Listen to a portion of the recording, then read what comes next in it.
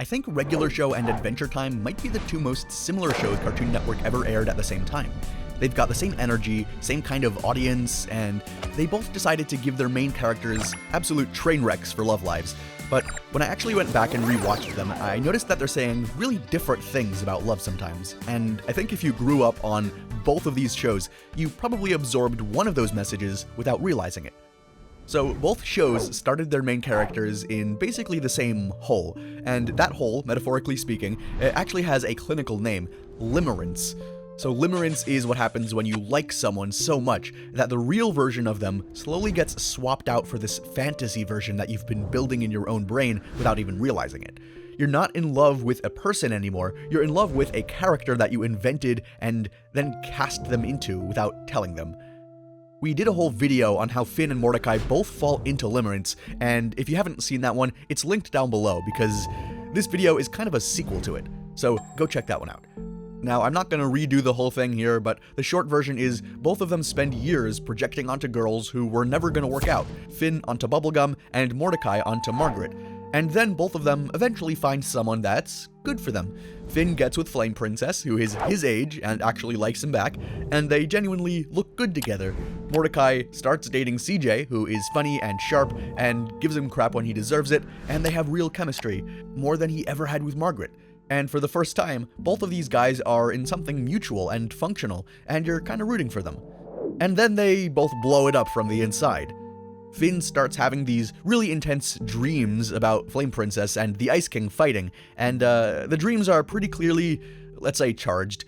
The subtext is not necessarily subtle. The boy is having some wet dreams about his girlfriend fighting an old man, and he gets so obsessed with seeing this dream and how it ends that he engineers the fight in real life, taking FP's personal secrets, putting them in a letter to the Ice King to bait him into attacking her, and sits back to watch. That letter said things in it that only you would know. Personal things, Finn. And you used them against me. Now, Mordecai's version moves a bit slower than that, but honestly, it's a bit more realistic and worse. The whole time he's with CJ, he still doesn't forget Margaret. He still has her on his mind. Then she comes back to town, and he doesn't tell CJ, and at the Christmas party, while his actual girlfriend is in the room, he kisses Margaret in a heat-of-the-moment kind of thing. Someone got hurt again because both of these guys couldn't get their own heads sorted out. Now, watch what each show does next, because this is what the whole purpose is for making this video. Adventure Time gives FP her own development arc where she processes the breakup, figures out who she is, gets over Finn, and even asks for his help as a friend to help her take the Fire Kingdom back. In the meantime, in an earlier episode, Finn immediately goes back to obsessing over PB because he just can't help himself, and he gets rejected again. I thought we were having fun together. Finn, I have citizens who need me. I can't always treat everything like a little boy game. And so he retreats to the dungeon terrain, where he just fights monsters on a loop because hitting things is the one mode where Finn's brain doesn't make him feel stuff. Jake is watching all of this like a dog who can smell something is wrong, but even he can't do anything about it. Adventure Time lets Finn keep making these bad decisions from time to time, and moves the camera to some other characters and storylines that are doing something interesting for now. Regular Show does the opposite though. The show is much more focused on its smaller cast, and as a result, Mordecai doesn't get to skip past anything. After the Christmas gift, CJ is furious, and he spends the whole of the next episode trying to win her back with progressively terrible advice from this saxophone guy in the park, and he eventually does get her back. They reconcile in a hospital because, naturally, he ended up in a full-body cast in the process, and for a second, you think, okay, maybe this is the wake-up call. It is not the wake-up call. Because Mordecai gets CJ back, but he doesn't actually fix the thing that broke them. The Margaret problem is still sitting right there, and now CJ knows that it's there, which means every interaction Mordecai has with Margaret from this point on is a live grenade. At the 1000th Chopper flight party, CJ literally encourages him to go, says it's fine, and then shows up and sees him and Margaret just laughing together in a helicopter, and goes full Stormcloud and nearly kills everyone at the party, which is maybe an overreaction, obviously, but also, can you really blame her? This man has given her exactly 0 reasons to feel secure about any of this. And then comes the double date episode. CJ is actually trying to be the bigger person here and trust him and move past this. She invites Margaret out. Let's just do this, let's just be normal, right? Except Margaret has to fake having a boyfriend because she's terrified of CJ's temper, and the whole thing slowly implodes until CJ asks her point blank whether she still has feelings for Mordecai.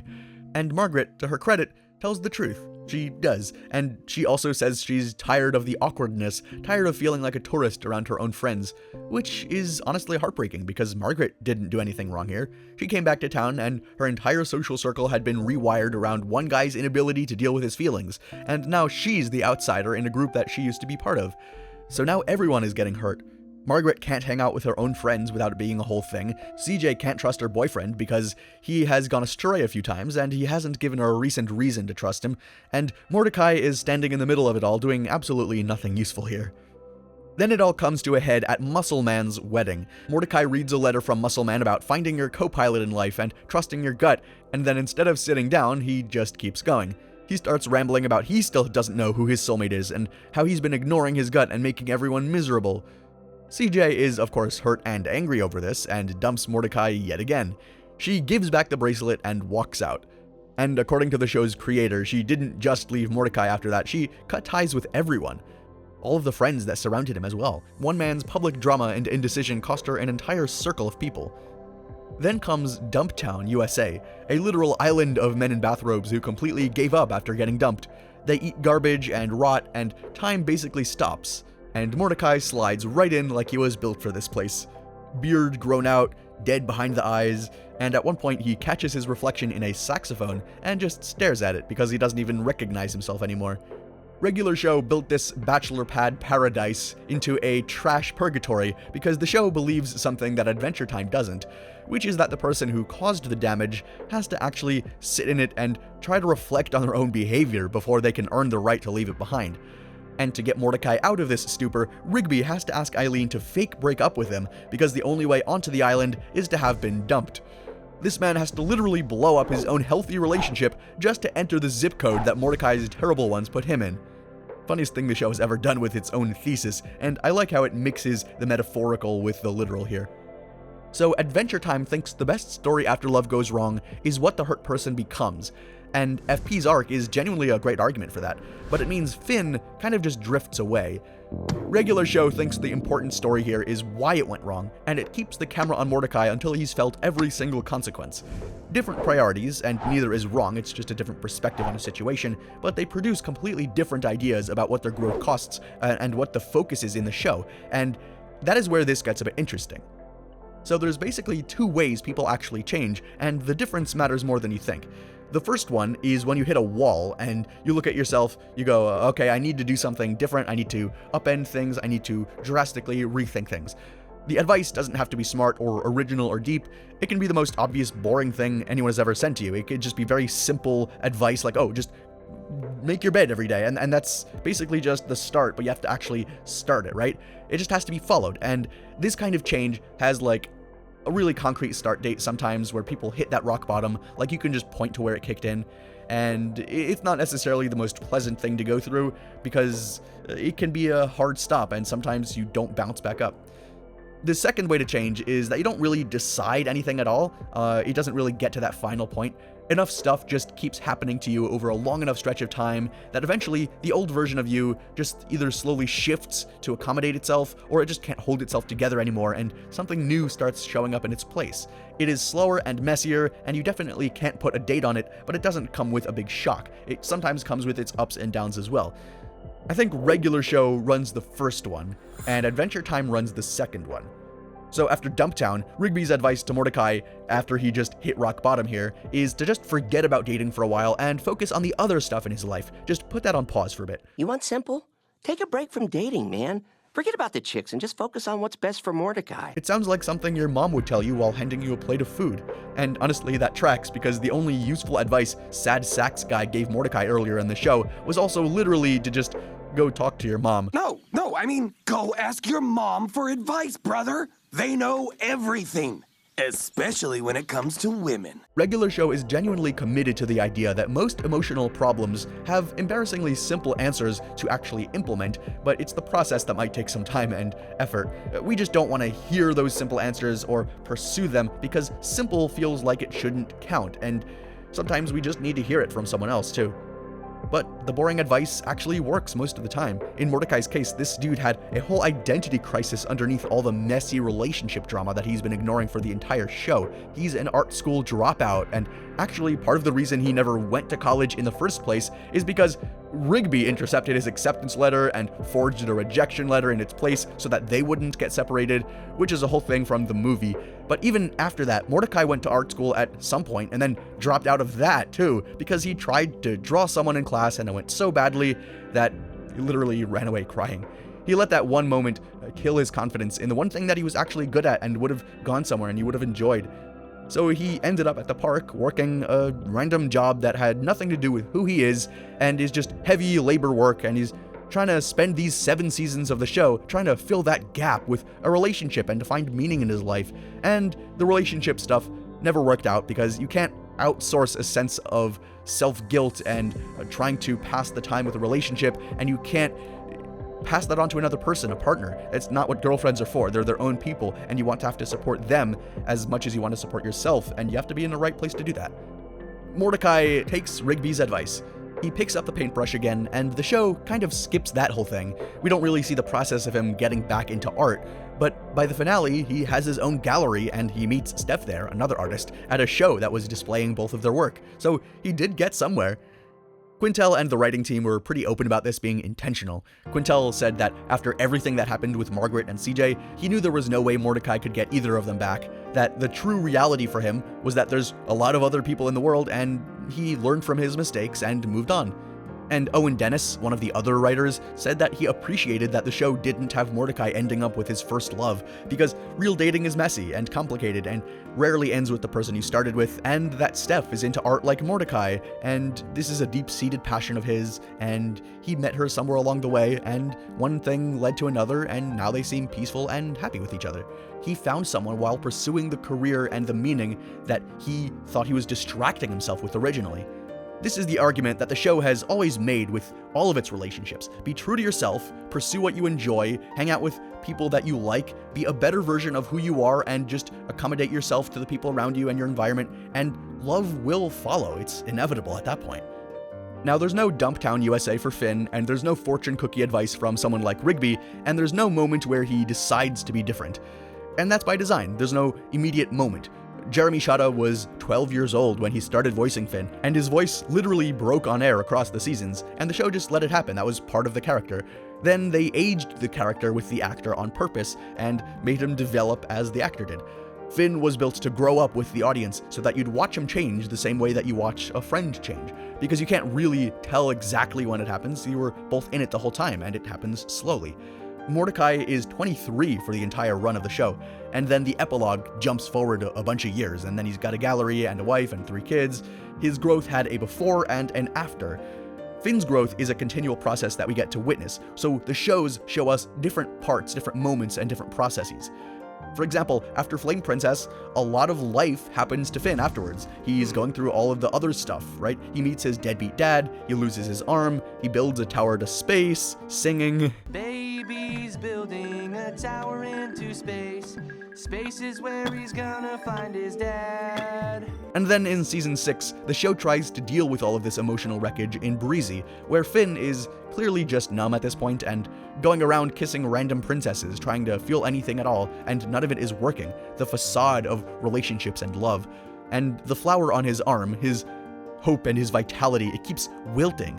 So a bee named Breezy becomes his wingman and thinks to help him out in exchange for being close to that flower. It falls for him, but he doesn't exactly feel the same way. It's a bee.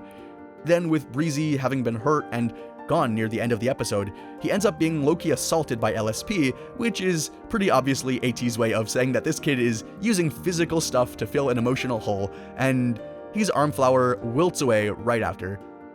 Then Breezy comes back, sings to him in his sleep, and he hallucinates PB, and his arm magically grows back, and now he has this newfound love for heroism, and the episode just kind of ends. So this one was definitely confusing for a lot of people, and how the flower and the bee related to him, and how this all works. You can feel the show wanting Finn to have grown from all of this, but it crammed a lot of lessons into this 11 minutes with a character who never comes back, and it feels like AT tried to microwave something that needed to slow cook a bit more, maybe over the course of a couple episodes, and instead we kind of get this rushed ending here and we don't really understand it immediately. But then in the episode Flute Spell in Season 7, you can finally kind of see the growth and its after effects. Finn has been going to this spot in a river and playing music alone. He's seemingly peaceful and doing his own thing. Huntress Wizard finds him and they start hunting together, and Finn starts helping her out with a thing. But they admit that they've been playing for each other the whole time without saying it. When Finn finally admits how he feels, she kisses him and says this. But exceptional beasts like us cannot fall in love. I wouldn't say she's making a philosophical argument or anything, she's just describing her own wound. She became a wizard because she was terrified of being vulnerable, and Finn gets it because he's living the same thing from the other side. He's been broken enough times that he's sitting in a river playing music for a girl that he can't bring himself to talk to just yet. They're both messed up in their own way, and they both know that the timing isn't right. Attracting forces come and go, man. Finn was dipping his toe in a lot more carefully than he was before. But the funny thing to note about what Huntress Wizard said is that Jake is standing right there. He's literally a magical beast in a happy relationship with another magical beast, Lady Rainicorn. So her entire theory about exceptional beasts not being able to fall in love is being disproved by the life of the guy standing 3 feet from her. The show is telling you that she's wrong and that she has her own pain to deal with, and that's through Jake's entire existence in that scene, just standing right next to her. And it also respects that neither she or Finn is ready for that lesson just yet. The good part about this slower approach is that they don't leave each other alone after this. We can see more of these characters and how they interact over time. In The Wild Hunt, Finn can't fight anymore because he's paralyzed with guilt over mowing the lawn with Fern, and Huntress doesn't give him a speech. She actually trusts him well enough to throw herself in front of a charging monster so that he has to act the hero or watch her die. She risks her own life to break his mental block because she knew him that well. That's someone who knows what the other's damage is well enough to know what they need in that moment. In Fiona and Cake Season 2, Huntress Wizard gets blown apart across dimensions trying to save Finn from dying, and she then uses every scattered piece of herself to become the new heart of the forest so that she can heal him. The woman who said, "Fear of softness is what drove me to the mad and sad world of wizarding," literally became the heart that sustains all of the life in the forest because the alternative was losing Finn. It took 15 years and a multiverse for two people who clearly felt something for each other to actually be ready to take that leap. Sometimes you don't end up in a relationship and you don't need to cut to that moment. Sometimes it takes time, and later on, you might end up in a different situation. It's growth through accumulation, through gradual change. You can't really pinpoint an exact moment where a change happened, and you can't speed it up either. You just keep going through it, and eventually you're not who you used to be anymore. So both of these shows get you somewhere real, and they're both really entertaining at the same time, but they don't cost the same thing. Here's what I honestly think too. AT's model is, I think, more honest about how messy real growth is, and it introduces conflict in multiple ways into that aspect. Real people don't come out of Dumptown fixed after a single conversation with their raccoon friend. Sometimes it takes a lot longer than that, and hitting quote-unquote rock bottom multiple times, it's not really a thing. Real change is non-linear most of the time, and full of regression and going forward and back, and sometimes it takes a decade of accumulated damage and trauma and healing yourself and going through other things and changing before anything really shifts at all. And AT never lied about that, but AT is also really good at telling you what love isn't, and kind of quiet about what it is. Ice King is the most devastating portrait of obsessive love in any cartoon ever made, and it's what you should not do. He's a man whose fixation on a lost love literally rewrote his personality and left him cycling through princess substitutes without knowing why. In the future, when Simon is telling Betty, "I stood by and allowed you to sacrifice yourself for me," it's AT reaching back into its own romanticized relationships between an obsessive man and the princesses and calling that what it was. PB tells Bracco, "What you're feeling is called infatuation. The pain is the product of you overvaluing a projected imaginary relationship with me." And that line is aimed at a throwaway character when the person who needed to hear it most was Finn. AT even knows that naming the disease directly to someone's face still won't cure them. But when love is actually working in AT, where is it? Well, Jake and Lady Rainicorn barely share screen time, but it's plenty there when we do see it. PB and Marceline happened across centuries and mostly between scenes, and is also hinted at a lot of the time. Huntress Wizard and Finn took 15 years and a multiversal crisis. AT is extraordinary at the autopsy and almost silent about the living thing. It doesn't show the end results as much as the changing over time. You can understand everything love isn't, and still have no idea how to build one. It's not a great guide, per se. Regular Show is worse at the diagnosis. There's no infatuation speech, there's no Ice King. Mordecai just makes the same mistake 7 times, and the show's answer is roughly, stop doing that. But Regular Show shows you the construction and the reality of making the same mistakes over and over again. Rigby goes back to school because he wanted to be enough for his girlfriend, and that hits home for a lot of people who want to be better and continue developing. She also, by the way, loved him from the start, even when he was an insecure little mess, so he went through his own journey. Mordecai picking up the paintbrush that he put down years ago is really a great final scene, but it is a huge jump from when the characters actually went through all the messes. The show's answer to your love life has nothing to do with pursuing love. Build a life that doesn't need a relationship to feel complete, and then bring that life to someone who did the same thing. Make a decision about who you want to be is something you can start tomorrow or today. It's every moment, really. Both lessons are true, but you shouldn't have to hit rock bottom in order to change. And if you're still actually in the part of the story that looks more like Finn's side of things, someone still stuck on someone, still feeding something that only exists in your head, still orbiting a person or an idea that you've never fully seen clearly, then the last video is right here. Because it actually turns out that cartoons understood your love life more than your parents might have, or than the people around you might have, and they might not have been giving you the right lessons for things, and a lot of the time experts who wrote down these stories and these cartoons had a lot of great ideas that they were trying to share with children whose parents may not have been teaching them the right things. So make sure to check that one out after you like and subscribe, of course, and see where you're running, where in your relationships you are, how you feel about your existing area, and what it's going to look like in the future. And all you can do is improve yourself, pursue your own hobbies, be kind to people, and love will find you if it hasn't already. Appreciate the love you have, too. Anyway, thanks for watching. Peace, everyone.